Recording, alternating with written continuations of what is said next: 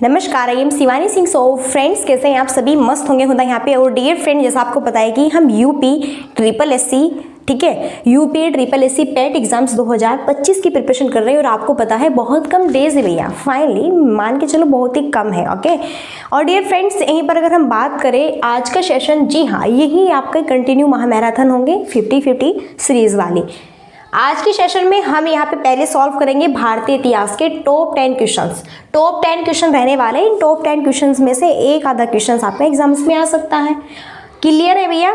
चलो, स्क्रीन पर first question है कि सती प्रथा को किसके द्वारा समाप्त किया गया। देखो, जो सती प्रथा है, सती प्रथा को किसके द्वारा समाप्त किया गया, तो यहाँ पे सही जो इसका आंसर होगा वो होगा, देखो क्या, आपका लॉर्ड विलियम बेंटिंक। सती प्रथा, सती प्रथा क्या है भैया? एक्चुअली अगर बात करें ना, पहले पता क्या प्रथा थी कि अगर यहाँ पे जैसा कोई शादी वादी हो रखी है, शादी का एक जोड़ा है, ठीक है, हस्बैंड वाइफ है, और अगर उसके हस्बैंड की भैया डेथ वेथ हो जाती है, ठीक है, तो यहाँ पे ना उसकी वाइफ को जिंदा जलाया जाता था उसके साथ में।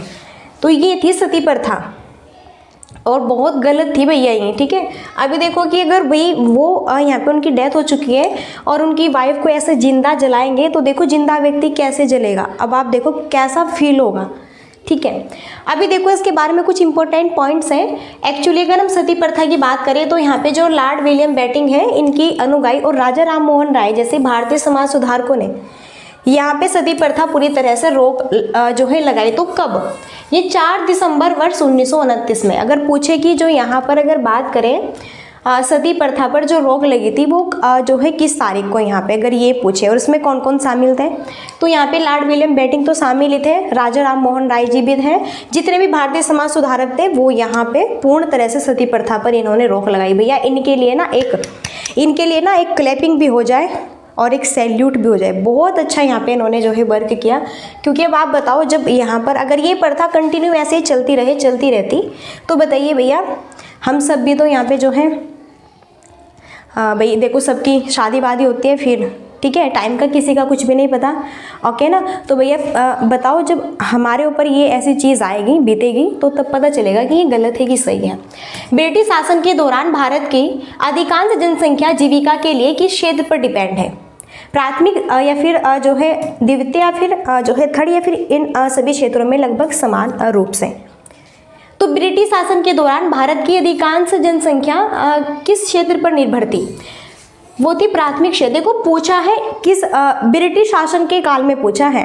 ब्रिटिश शासन के काल में ये चीज़ें बताई गई है कि ब्रिटिश शासन के काल में जो अधिकांश जनसंख्या थी भारत की, वो किस क्षेत्र पर यहाँ पर डिपेंड थी, तो प्राथमिक क्षेत्र पर वो डिपेंड थे। आइए मैं बताती हूँ प्राथमिक क्षेत्र और जो है द्वितीय क्षेत्र और तृतीय क्षेत्र। देखो आपको पता है, मैं बार बार बताती भी हूँ कि जो भारत है अपना, अगर भारत की बात करते हैं भैया, भारत एक कृषि प्रधान देश है, ठीक है जी। और यहाँ पर जो है बहुत सारे गांव हैं, विलेज है, और अधिकांश जनसंख्या यहाँ पे जो है जिसका व्यवसाय है वो कृषि से ही डिपेंडेड है। ओके, तो देखो इसमें प्राथमिक क्षेत्र होता है, सेकंड क्षेत्र होता है, थर्ड क्षेत्र होता है। प्राथमिक क्षेत्र के अंतर्गत कृषि और कृषि से संबंधित क्रियाकलाप होते हैं। देखो मैंने कहा ना, सबसे टॉप नंबर पे कृषि रखी हुई है। फिर यहाँ पे जो है मत्स्य पालन, मछली पालना, वन खनन करना, ठीक है। तो ये पहला ब्रिटिश शासन काल में ये सभी का क्या था, व्यवसाय था प्राथमिक। फिर धीरे धीरे जैसे ही वृद्धि हुई कृषि, अब इन्होंने बहुत जो है अच्छे से उसका जो है यहाँ पे बढ़िया डेवलप हुआ, अच्छा औद्योगिक विकास हुआ। तो फिर इन्होंने सोचा कि चलो थोड़ा बिजनेस करते हैं, कुछ दुकान खोलते हैं, फिर कुछ और एक्स्ट्रा वर्क कर लेते हैं, ठीक है। तो फिर इन्होंने विनिर्माण, निर्माण, गैस, जल, बिजली आपूर्ति, ये सारी चीज़ें। फिर थर्ड क्षेत्र में सेवा क्षेत्र से संबंधित गतिविधियाँ। तो ये यहाँ पे 3, और यहाँ से भी ध्यान रखना, यहाँ से भी भैया एक क्वेश्चन बनेगा आपका एग्जाम्स में, ठीक है। नेक्स्ट अगर बात करें, ईस्ट इंडिया कंपनी ने किस वर्ष में कलकत्ता में सर्वोच्च न्यायालय की स्थापना की थी?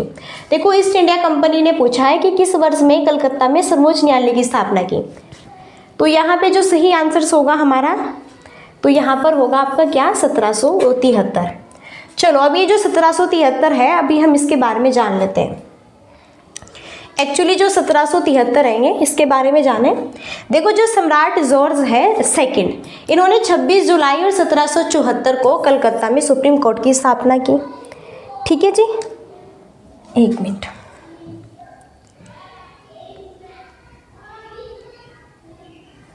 चलो सही है, ठीक है। और इसका कार्य क्षेत्र बंगाल, बिहार, उड़ीसा तक था। और सर एलिजा इम्पे इसके मुख्य न्यायाधीश जो है नियुक्त किए गए, और यहीं पे चैम्बर्स, लिमेस्टर और जो है बात करें हाइड, इसके अन्य क्या थे न्यायाधीश भी यहाँ पे रहे, ठीक है। तो बहुत इंपॉर्टेंट ये पॉइंट्स है, टर्म्स है, कुछ एक्स्ट्रा पॉइंट्स भी आप याद रखिए साथ साथ में, क्योंकि कुछ नहीं पता कहाँ से और क्या चीज़ किस तरह किस माध्यम से। अभी देखो बहुत बेहतरीन और बहुत ही उम्दा यहाँ पे हमारा एक क्वेश्चन है, और वो है मिलान करने वाला। और ध्यान से देखो, UP triple S C PET 2021 में क्वेश्चन पूछा गया है, ठीक है जी। तो मिलान करना है, देखो फर्स्ट इंडियन नेशनल आर्मी, यानी बताना है कि इस पार्टी के जो अध्यक्ष है, ठीक है, कौन है, इस तरह से गदर पार्टी के कौन है, मित्र मेला के और होम रूल लेके। सो इंडियन नेशनल आर्मी के तो सुभाष चंद्र बोस है, गदर पार्टी के भैया लाला हरदयाल, और मित्र मेला का यहाँ पे वीडी सावरकर, ये सही होगा। और इसका होम रूल लिख का एनी बेसेंट ही सही होगा, ओके। इनके जस्ट सामने वाले सही है, और इसमें फर्स्ट वाले का सेकंड ऑप्शन है और सेकंड वाले का फर्स्ट ऑप्शन राइट है। क्लियर है। तो यहाँ पर बात करें हम, सही जो एबो आंसर्स होगा हमारा, जी हाँ 2, 1, 3, 4, यानी कि बी ऑप्शन हमारा राइट आंसर्स होगा, ओके। देखो यहाँ पर भी देख सकते हैं आप, एक साइड में संगठन है, इनके संस्थापक है, स्थापना वर्ष भी इंडियन नेशनल आर्मी 1943 में इसके संस्थापक कौन रहे, रास बिहारी बोस और सुभाष चंद्र बोस जी, ठीक है। गदर पार्टी में 1913 में लाला हरदयाल और सोहन सिंह भाकना रहे। मित्र मेला में 1899 की बात है, विनायक दामोदर सावरकर रहे। होम रूल लीग में 1916 में एनी बेसेंट रहे। चलिए भैया आगे बढ़ते हैं, नेक्स्ट है बहुत ही बेहतरीन मस्त यहाँ पे क्वेश्चन है, स्थायी बंदोबस्त सबसे पहले शुरू किया गया था। देखो जो स्थायी बंदोबस्त है वो सबसे पहले कहाँ पे शुरू किया गया था, बंगाल और बिहार, उड़ीसा और उत्तर प्रदेश में, गुजरात, राजस्थान। तो ये बंगाल और बिहार में, ओके जी, फर्स्ट ऑप्शन राइट होगा। स्थायी बंदोबस्त सबसे पहले बंगाल और बिहार में क्वेश्चन बन सकता है। स्थायी बंदोबस्त बंगाल में किसने, यहाँ पे किसके द्वारा लागू किया गया था, ये भी बन सकता है, कब लागू किया गया था। अभी देखो स्थायी बंदोबस्त, यहाँ से यही क्वेश्चन बना है कि यह किसके थ्रू किया गया था। अभी यहाँ पे ये भी क्वेश्चन बन सकता है किसके थ्रू, यहाँ पे और कब, ठीक है। तो स्थायी बंदोबस्त कहाँ पर, बंगाल और यहाँ पे बताया उड़ीसा के। तो लार्ज कार्नवालिस से इसके द्वारा 22 मार्च 1793 को लागू किया गया था। तो स्थायी बंदोबस्त के बारे में जितने भी क्वेश्चन हैं वो आप याद रखिए, कहाँ पर, बंगाल और उड़ीसा में, किसके थ्रू किया गया था, किस डेट को किया गया था, ये भी याद रखिए। तो यहाँ पे लॉर्ड कार्नवालिस के द्वारा 22 मार्च 1793 में। फॉर जस्ट नेक्स्ट यहाँ पे स्क्रीन पर क्वेश्चन है, इनमें से किसे भारत में ग्रैंड ओल्ड मैन के नाम से जाना जाता है। ये क्वेश्चन बड़ा ही ओल्ड क्वेश्चन, कहते हैं ना ओल्ड इज द गोल्ड, यहाँ पे ओके जी हाँ, ओल्ड इज द गोल्ड होता है। तो भैया यहाँ पे दादा भाई नौरोजी हैं, जिसको ग्रैंड ओल्ड मैन के नाम से बहुत फेमस है, ठीक है। अभी देखो यहाँ पे हम दादा भाई नौरोजी जी की बात कर रहे हैं। अगर इनकी बात करें, दादा भाई नौरोजी ने 1851 में जो रहनुमाई जो माजदायन सभा है, राफ्त गुफ्तार पत्र है, ये यहाँ पे लिखे, ठीक है, सॉरी यहाँ पे इन्होंने इनके अध्यक्ष बनाए गए। 1866 में ईस्ट इंडिया एसोसिएशन लंदन में इसकी स्थापना की। वर्ष 1886, 1893 और 1906 में 3 बार कांग्रेस के अध्यक्ष बनाए गए दादा भाई नौरोजी का, ध्यान रखो। इनकी फेमस रचना है यहाँ पे दादा भाई नौरोजी की, कौन सी, poverty and un British rule in India. अगर पूछिए poverty and un British rule in India, ये जो यहाँ पे बुक है इसकी राइटर कौन है, तो ध्यान रखना है कौन है, दादा भाई नौरोजी है, ओके। देन नेक्स्ट है स्क्रीन पर क्वेश्चंस, बहुत इंपॉर्टेंट क्वेश्चन है, गजब का क्वेश्चन है, एकदम लड्डू क्वेश्चन है। फिर से मिलान करना है। देखो UP triple S C PET 2021 shift first में आया हुआ है। ब्रह्म समाज की, आर्य समाज की बात करते हैं तो दयानंद सरस्वती है। ब्रह्म समाज की बात करते हैं, रामकृष्ण की। सत्यशोधक समाज की बात करते हैं तो यहाँ पे सही बेस्ट आंसर हमारा क्या होगा, देन वही हमें यहाँ पे बताना है, ठीक है।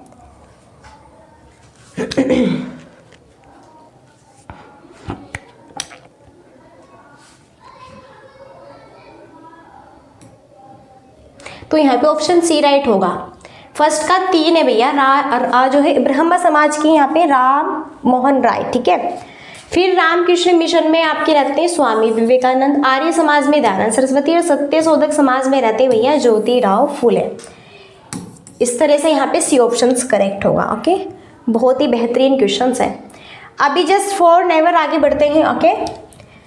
संस्था, एक साइड में संस्थाएं, संस्थापक के वर्ष से देख लो। ब्रह्म समाज के राजा राम मोहन राय, वर्ष है 1828 में।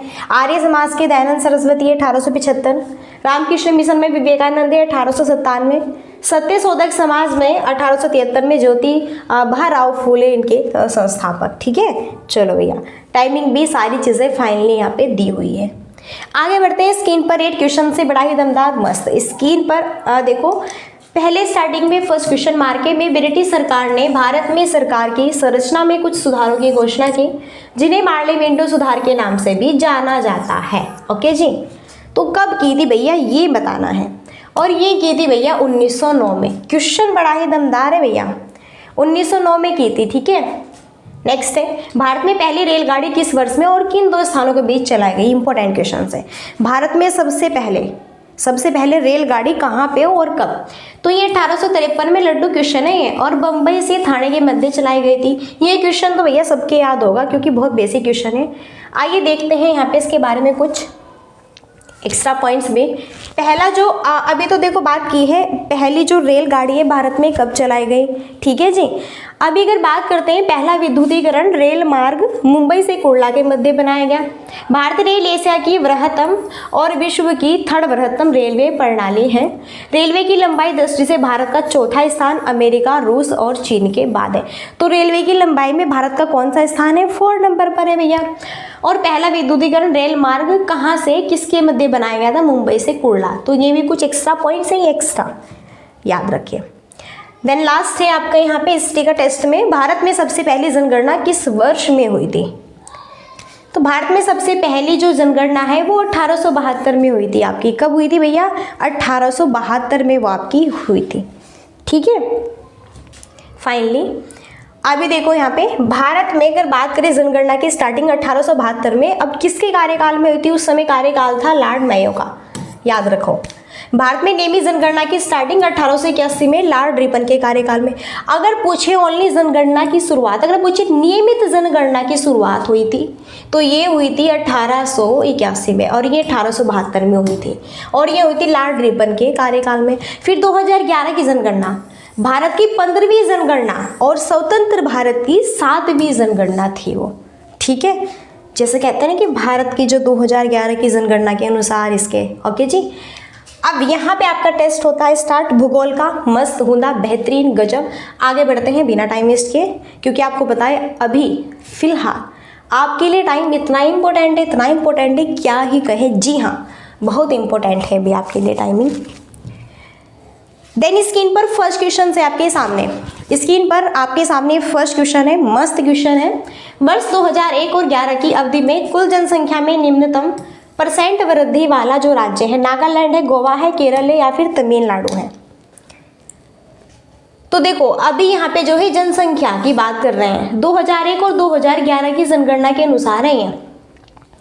तो टॉप यहाँ पे आपके जो है निम्न % वृद्धि वाला राज्य है नागालैंड।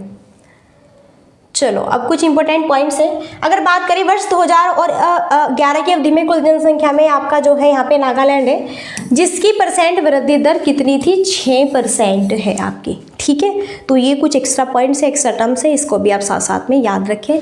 देन बढ़िया अच्छे से मस्त तरीके से आगे बढ़ते हैं भैया। नेक्स्ट है स्क्रीन पर क्वेश्चन सेकेंड। वर्ष 2001-11 की अवधि में उत्तर प्रदेश के 10 की जनसंख्या वृद्धि दर है कितनी है, 20.09%। कुछ एक्स्ट्रा पॉइंट्स भी हैं यहाँ पे देख लो।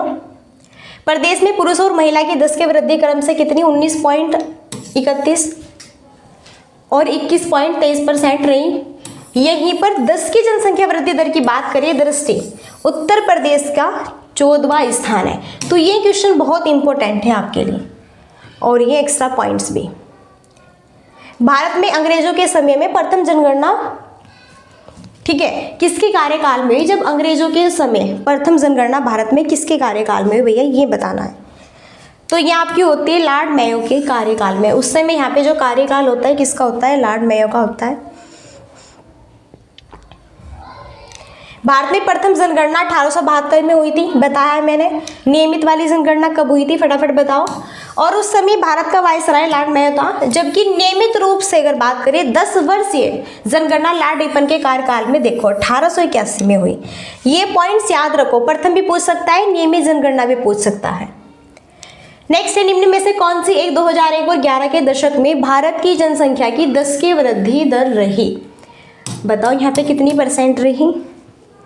ऑब्वियसली यहाँ पे 17.64% आपकी रही। ठीक है भैया, चलो देखो जनगणना 2011 के अकॉर्डिंग बात करें 2001 और 11 के दशक में भारत की जनसंख्या वृद्धि दर 17.7 है।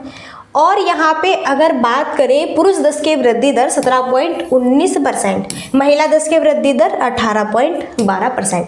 2001 से 2011 की जनगणना के थ्रू ये चीज़ें यहाँ पे बताई गई हैं। भारत में जनांकीय इतिहास में महाविभाजन का वर्ष कौन सा है? और यह है 1921। कौन सा है भैया? 1921 है। ओके, चलो वर्ष 1921 से पहले देश में जन्म दर और मृत्यु दर आपकी बहुत अधिक रही। फिर यहाँ पे इस कारण जनसंख्या में वृद्धि धीमी रही और 1921 से मृत्यु दर में कमी हुई और जनसंख्या लगातार बढ़ती रही। तो ये कह रहे हैं, आपको पता है कि टॉप फर्स्ट नंबर पे आ रहा है। पहले की जनगणना के आधार पे तो चाइना है, देन आज की बात करें तो अपना इंडिया टॉप पर है भैया, फर्स्ट नंबर पे है जनसंख्या के मामले में। ओके, तो कैसे कैसे कि जो मृत्यु दर है वो कम रही, आपकी जन्म दर वो काफ़ी। ओके, 2011 की जनगणना के अंतिम आंकड़ों के अनुसार भारत की जनसंख्या का कितना परसेंट उत्तर प्रदेश में रहता है? ये क्वेश्चन टॉप है। कितना रहता है भैया? लगभग 16% रहता है। कितना है? लगभग 16% जो है जनसंख्या उत्तर प्रदेश से बिलोंग है। जबकि 30 अप्रैल 2013 की जनगणना 2011 के अंतिम आंकड़े जारी किए गए, इसके थ्रू भारत की जनसंख्या का 16.50% उत्तर प्रदेश में रहता है। ठीक है, उत्तर प्रदेश से रिलेटेड क्वेश्चंस तो आपको अच्छे से याद करने होंगे। फिर है जनगणना 2011 के अंतिम आंकड़ों के अनुसार भारत की जनसंख्या में स्त्रियों का परसेंट क्या है, ये बताना है। यह है 48.46। ओके, नेक्स्ट है जनगणना 2011 के अंतिम आंकड़ों के अनुसार उत्तर प्रदेश की कुल जनसंख्या का 2001-2011 के दौरान 10 की वृद्धि दर क्या? 10 की वृद्धि दर बताना है। और यहाँ पर था 20.09%। ठीक है, यहाँ पर आप देख सकते हैं जो मैंने पढ़ा दिया वही है। अब देखो नेक्स्ट है, राष्ट्रीय जनगणना नीति 2000 का लक्ष्य है कि जनसंख्या को स्थिर स्थिति पर ला सके। तो ये है 2045 तक। देखो भैया अभी क्या चल रहा है, 2025 है और यहाँ पे 2045 का डाटा भी इन्होंने देखो कैसे यहाँ पे कह रहे हैं कि भैया राष्ट्रीय जनसंख्या नीति 2000 का जो लक्ष्य है वो जनसंख्या को स्थिर स्थिति पर ला लेना है। ओके, ला देना है 2045 तक। केंद्र सरकार ने अपनी जनसंख्या नीति की घोषणा 15 फरवरी 2000 को की। नई जनसंख्या नीति का दीर्घकालीन उद्देश्य 2045 तक स्थिर जनसंख्या के लक्ष्य को प्राप्त करना बताया गया है। चलो फाइनली अब यहाँ पे टेस्ट स्टार्ट होता है जो है पॉलिटी का, बहुत इंपॉर्टेंट है, बहुत इंपॉर्टेंट टेस्ट है। ठीक है, स्क्रीन पर फर्स्ट क्वेश्चन से पंचायतों को संवैधानिक दर्जा किस अनुच्छेद के तहत दिया गया था? पंचायतों को जो संवैधानिक दर्जा है वो किस अनुच्छेद के तहत दिया गया ये बताना है। तो बात करें किस अनुच्छेद के तहत, ये है आपका 243 अनुच्छेद, पंचायतों को संवैधानिक दर्जा, ये आपका आर्टिकल 243 के अकॉर्डिंग दिया गया था। चलो अभी बात करते हैं 73वां संविधान संशोधन अधिनियम की बात करते हैं, जो कि 1992 के तहत ग्रामीण पंचायत, और जो यहाँ पे 74वां संविधान संशोधन अधिनियम है 1992 के तहत नगर पंचायत को संवैधानिक दर्जा प्रदान करता है। देखो 73वां, यहाँ पे जो 73वां संविधान संशोधन है, एक 73वां होता है, देन यहाँ पे एक 74वां होता है और एक 73वां होता है। 73वें संविधान जो संशोधन अधिनियम है 1992 के अकॉर्डिंग ग्रामीण पंचायत को 74 जो होता है ये नगर पंचायत को क्या करता है, संवैधानिक दर्जा प्रदान करता है। ठीक है, और ये क्वेश्चंस क्या है, काफ़ी इंपॉर्टेंट है, सो फॉर आप याद रखें बेस्ट। ओके, नेक्स्ट त्रिस्तरीय जो पंचायती राज है व्यवस्था का विचार किसने रखा था? त्रिस्तरीय 3 स्तर पर पंचायती राज व्यवस्था का, और ये रखा था बलवंत राय मेहता कमेटी, और क्वेश्चन स्टॉप है एकदम, ठीक है। चलो इनके बारे में कुछ एक्स्ट्रा पॉइंट्स जानते हैं। एक्चुअली भारत में प्रतिवर्ष 24 अप्रैल को पंचायती राज दिवस मनाया जाता है, ये इंपॉर्टेंट क्वेश्चन है। अगर पूछेगी जो पंचायती राज दिवस है ये कब मनाया जाता है, तो यह आपका कब मनाया जाता है, 24 अप्रैल को पंचायती राज दिवस मनाया जाता है। 24 अप्रैल 1992 को ही 73वां संविधान संशोधन अधिनियम लागू हुआ। तो जो आपका यहाँ पे 73वां जो संविधान संशोधन 1992 है वह आपका 24 अप्रैल को ही, और इसी को पंचायती राज दिवस के रूप में भी घोषित किया गया है, ठीक है। आगे नेक्स्ट स्क्रीन पर थर्ड क्वेश्चन, भारत में पंचायती राज की त्रिस्तरीय व्यवस्था का अनुमोदन किस समिति के द्वारा किया गया, बलवंत राय अशोक या फिर यहाँ पे हनुमंत राय, तो ये भी आपका बलवंत राय, क्योंकि त्रिस्तरीय वहीं अभी पढ़ रहे हैं, अभी पढ़ा है बलवंत राय मेहता, ठीक है। किस समिति ने त्रिस्तरीय पंचायत प्रणाली की अनुशंसा की, तो देखो क्वेश्चंस कैसे भी आ सकता है, हर क्वेश्चंस का पूछने का तरीका अलग है, लेकिन हर क्वेश्चंस का आंसर एक ही है। यही तो है कंपटीशन, और यही तो कहते हैं कि पेपर घुमा के दे दिया, पेपर घुमा के देते हैं, लैंग्वेज घुमा देते हैं क्वेश्चन की, ओके। नेक्स्ट है, ग्राम पंचायत तंत्र के 3 स्तर होते हैं, ब्लॉक स्तर पर क्या होता है, राज्य होता है, जिला होता है, पंचायत होता है, ग्राम सभा होता है। तो इस पे होता है पंचायत समिति, 3 स्तर पे होते हैं, तो ब्लॉक स्तर पे होती है आपकी पंचायत समिति, ठीक है जी।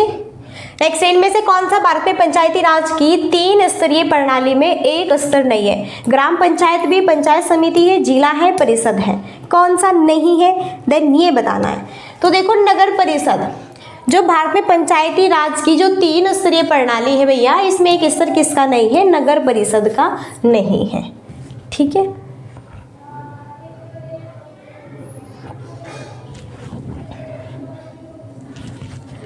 भारत में पंचायती राज व्यवस्था इसके अंतर्गत रखी गई है। भारत में पंचायती जो राज व्यवस्था है वो किसके अंतर्गत रखी गई है, और वो रखी गई है राज्य नीति के नीति निर्देशक तत्व। ये कहाँ से लिए गए हैं, आपके आयरलैंड से लिए गए हैं भैया, और मूल अधिकार भैया यूएसए से लिए गए हैं, सारी चीज़ें याद रखें, ओके। चलो और इसके बारे में पढ़ते हैं, टॉप मस्त तरीके से सारी चीज़ें फाइनली बता दे रही हूँ। एक्चुअली बात करें भारत में जो पंचायती राज व्यवस्था की चर्चा है वो संविधान के भाग 4 राज्य के नीति निर्देशक तत्वों में अनुच्छेद 40 तक की गई है। संविधान के भाग 3 में मूल अधिकार है जो कि 12 से 35 ठीक है तक यहाँ पे मूल अधिकारों की बात करते हैं। भाग 4 में राज्य के नीति निर्देशक तत्व जो कि 36 से 51 तक है, और भाग 4 के खंड कै में मूल कर्तव्य और अनुच्छेद 51 कै की चर्चा की गई है। ठीक है, सारे पॉइंट्स याद रखें, सारी चीज़ें याद रखें, बेहतरीन मस्त होना गजब टॉप एकदम। ठीक है भैया, स्क्रीन पर आगे 8 क्वेश्चन। कौन सी सरकार आम लोगों के सबसे करीब है? कौन सी सरकार आम लोगों के सबसे करीब है भैया? कौन सी सरकार है? वो है स्थानीय सरकार, आम लोगों के सबसे करीब है स्थानीय जो सरकार है। ठीक है, आगे बढ़े नेक्स्ट स्क्रीन पर देखो, 1 मिनट, चलो एक्स्ट्रा पॉइंट्स है एक्चुअली इसके ऊपर जो है कौन फिर इसके ऊपर देखो, स्थानीय आम है आपकी। ठीक है, स्थानीय किस पे आम में रहते हैं, इसके ऊपर टॉप पे क्या क्या है, जिला, ऊपर जिले, प्रांत, राज्य, राष्ट्र का प्रशासन होता है जिसे राष्ट्रीय सरकार, राष्ट्रीय सरकार, संघीय सरकार ये नामों से जाना जाता है। तो सबसे जो बेसिक लेवल है वो स्थानीय वाला है, टॉप पर आगे राज्य, जिला, इस तरह से चले जाएंगे। 1992 में संसद द्वारा पारित निम्नलिखित में से कौन सा संविधान संशोधन ग्रामीण स्थानीय सरकारों जिन्हें पंचायती राज संस्थानों के रूप में भी जाना जाता है के बारे में है?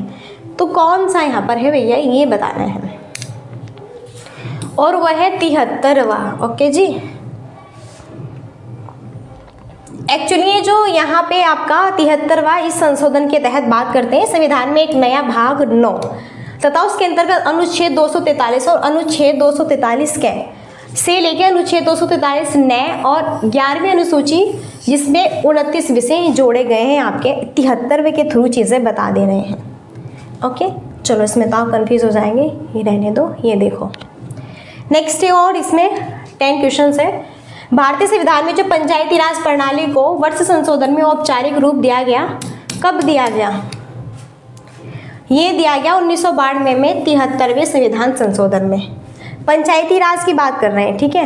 अब यहाँ पे जो टेस्ट है वो फाइनली आपका स्टार्ट होता है। साइंस का बहुत बेहतरीन होता है, मस्त है भैया यहाँ पे, ठीक है।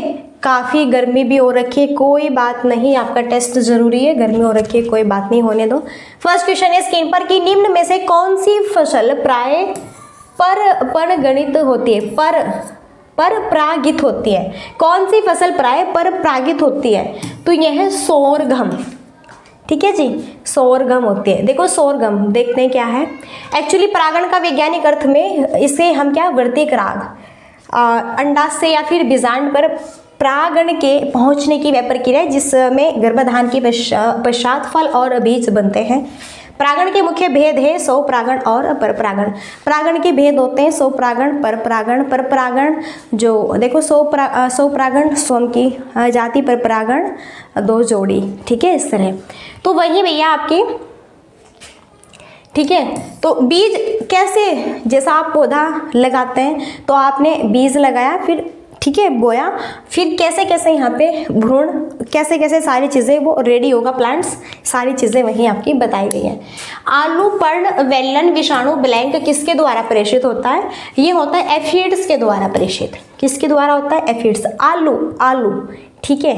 चलो, अंतः प्रजनन अवनति ज़्यादातर इसमें अवलोकित होती है। किसमें अवलोकित होती है? ज़्यादातर तो ये होते हैं स्वपरागित फसल के अंतर्गत ज़्यादातर, ओके। चलो, इसमें है स्वपरागण तब होता है जब परागकोश से पराग उसी फूल के वर्तिक राग पर या उसी पौधे पर किसी अन्य फूल पर जमा हो जाता है, ठीक है। यह आपका स्वपरागण की प्रक्रिया चलती है। नेक्स्ट है भैया, निम्नलिखित में से कौन सा विकल्प पीने के पानी का सर्वश्रेष्ठ उदाहरण मापदंड नहीं है? कौन सा नहीं है भैया? तो एसिडिक पीएच, ये पानी तो भी देखो, बल्कि पीने का पानी जो है दूषणकारी तत्व से मुक्त हो, खनिज पदार्थों से युक्त हो, स्वादिष्ट हो, जो है भौतिक मापदंड पीने की पानी की सुंदरता और स्वाद को प्रभावित करते हैं, और जल का पीएच मान संतुलित। देखो, जल का पीएच मान संतुलित होना चाहिए, ये नहीं कि अधिक है या कम है, पता ही नहीं कितना है। पानी स्पष्ट साफ सुथरा वाइट होना चाहिए, इसमें कोई भी, और हाँ, खनिज पदार्थों की जो अगर बात करें उससे युक्त होना चाहिए। और यहीं पे बात करें जैसे कुछ पानी कैसा होता है आपका येलो सा, पीला पीला सा, पीने में भी अच्छा नहीं लगता, वो पानी बिल्कुल नहीं पीना है। उससे आपके शरीर का अंदर जो शरीर है पिएंगे तो बिल्कुल डाउन हो जाएगा, ठीक है। यही पथरी वथरी, फिर बहुत सारी बीमारी हो जाती है। निम्नलिखित में से कौन सा कंडीशनल एमिनो एसिड है? एमिनो एसिड कौन सा है? तो यह है कौन सा? आर्जिनिन।